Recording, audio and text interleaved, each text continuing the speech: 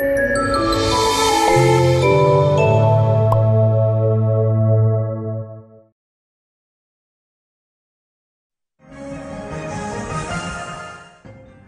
hapon, nagbabalik ang PTV News Break. Itinalaga ni Pangulong Rodrigo Duterte bilang bagong kalihim ng Department of Environment and Natural Resources o DENR si dating AFP Chief at Philippine Ambassador Roy Cimatu.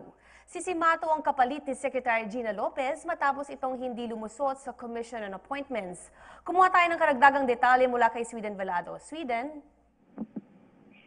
Yes, ginawa ang announcement sa cabinet meeting ngayong Lunes at kinumpirma sa atin ang balitang yan nila mismo Executive Secretary Salvador Medialdea at Special Assistant to the President Bongo. Unang lumabas ang balita na yan sa Facebook post ni Agriculture Secretary Antinol kung saan nakasaad sa kanyang caption na mismo si Pangulong Rodrigo Duterte nga ang nagsabing tuldukan na ang lahat ng mga spekulasyon hinggil sa susunod na mamumuno sa ahensya. Kumpiyansa naman ang palasyo ayon kay Presidential Spokesperson Ernesto Abella na magagampanan ni Cimatu ng mabuti ang kanyang trabaho na pagsilbihan ng interes ng bansa at mga Pilipino bilang bagong ihim ng DENR.